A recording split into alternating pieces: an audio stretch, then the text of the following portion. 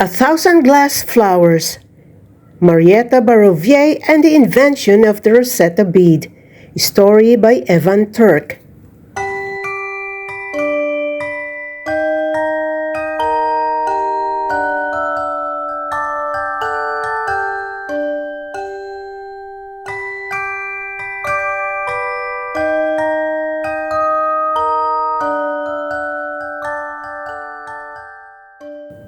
Marietta loved to watch the sun. It was like a glowing ball of glass that rose each morning to give light and color to the world. She lived with her family on the island of Murano, as all the glassmakers did, cut off from the main city of Venice. Her father, Angelo Barovier, was a true maestro, a master of glass. He performed miracles with it, turning the molten sand into elegant forms as clear as water, as white as milk, or as richly colored as precious stones. Marietta dreamed of creating glass too, but glass was man's work. So while her brothers assisted their father with the blazing hot fires of the furnace, she stayed at home. Marietta wanted more. Every time she saw the sun, she was reminded of the glow of the furnace and longed to be able to make glass like her brothers. She wanted to create. Often, she would idle near the door of the glass workshop, watching the men work. "No little girls allowed," her brothers taunted as they chased her away. But still Marietta returned.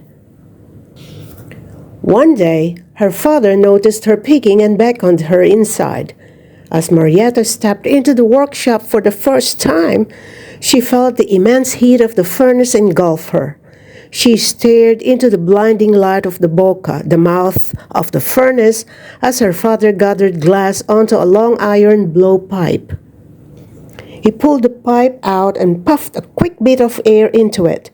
Marietta gasped as a bubble of air bloomed inside a hot ball of glass, expanding with her father's breath. Her father smiled. "Now you, my dear." Gently, he held her hands on the pipe as he twirled it, guiding it towards the furnace. A rush of heat and light and fear hit her. Her skin must surely be on fire. She struggled to see as her father dipped the pipe to swirl the glass onto the end. He lifted the pipe out and began to blow again. Marietta felt raw and red from the heat. Even the sun could not be this bright or this hot. In stunned silence, she watched as her father continued to perform his miracles. Marietta awoke the next morning, still blinking away the image of the furnace, but it would not disappear. Gingerly, she touched the red skin on her palm and felt a tingle of fear return, but along with it came a wave of exhilaration and purpose. She returned to her father's door. Once again, he smiled and brought her inside.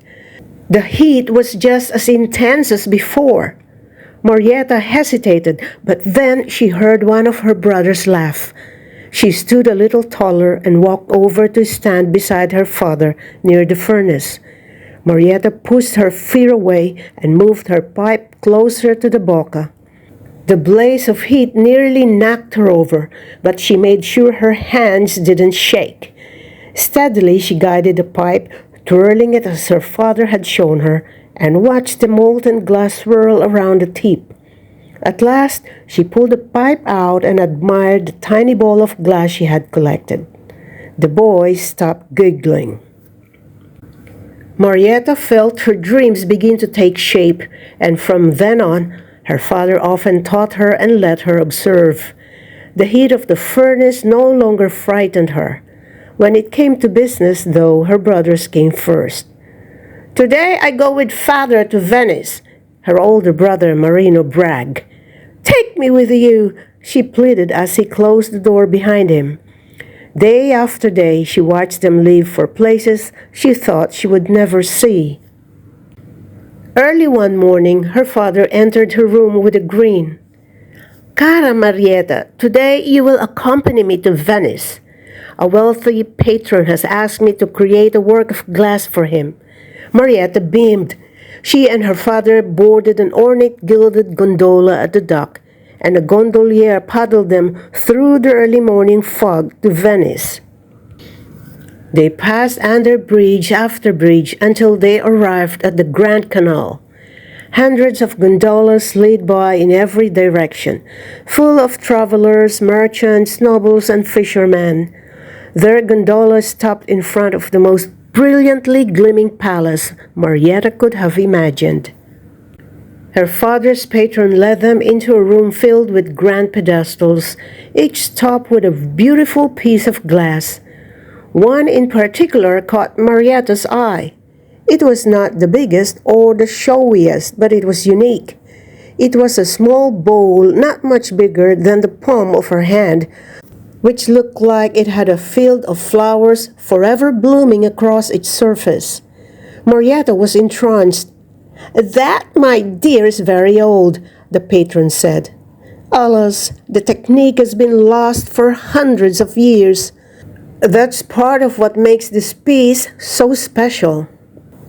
As they left, Marietta wished this magical day would never end. Then her father winked and whispered something to the gondolier, who continued farther down the Grand Canal to the most exquisite building Marietta had ever seen. "This is San Marco, and these incredible pictures are made with tiny pieces of glass and stone called tesserae," her father whispered.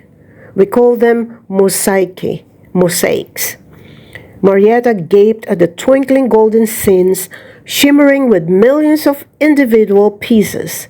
She had never seen something so tiny become part of something so grand. Marietta imagined herself as one of the glittering tiles, yearning to see what dazzling pictures she was to help create.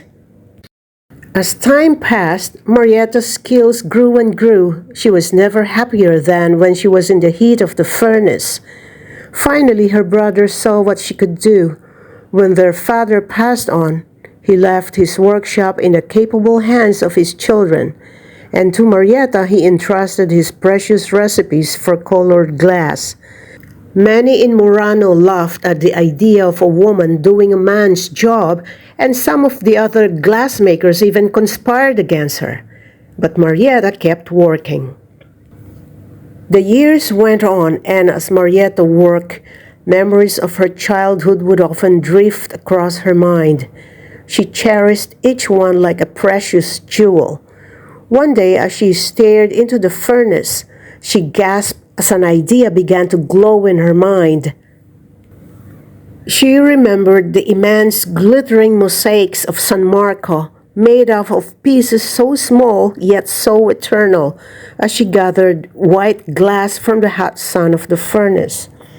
She remembered the ever-blooming flowers of the ancient bowl as she filled the glass with her breath. She remembered how her father had made miracles with glass and opened her eyes to the wonder of creating. She dipped the glass into layer after layer of brilliant red, white, and blue glass, pressing it into a star-shaped mold each time. She remembered the heat of the furnace and the fear she had once felt. She remembered all those who had laughed at her. And as she dipped the pipe into a final layer, she remembered the sun like a glowing spear of glass rising every morning to give light and color to the world. Using another blowpipe, Marietta pulled the molten glass into a long, thin rope. As she snapped the cooled rope into short segments, each break revealed a blooming star-shaped flower within. Like the ancient bowl she had seen so many years ago, her work had captured something magical. Carefully, Marietta filed and smoothed each segment into a rounded bead, an individual blossom or rosetta frozen in glass. One by one, she strung them into a necklace, each bead a memory opened at the center with the breath she had given. Soon, people began to take notice of Marietta's rosetta beads. Women wanted dozens of them for necklaces. Her beads were in such demand that the Doge, the leader of Venice, gave her the privilege of opening her own workshop, one of the first women to do so. As Marietta's rosetta beads gained popularity around the world, they came to be as valuable as gold. Ships would soon sail with hulls full of thousands of her rosette from Europe to kings in West Africa and even to the shores of the New World. Marietta clasped a strand of rosette to her chest as she stared out over the lagoon, watching the sun emerge from the sea. Her beads were small, but they spread like a great meadow across the globe. Tiny balls of glass, memories strung together into something grand, reaching farther toward the sun than she ever thought possible.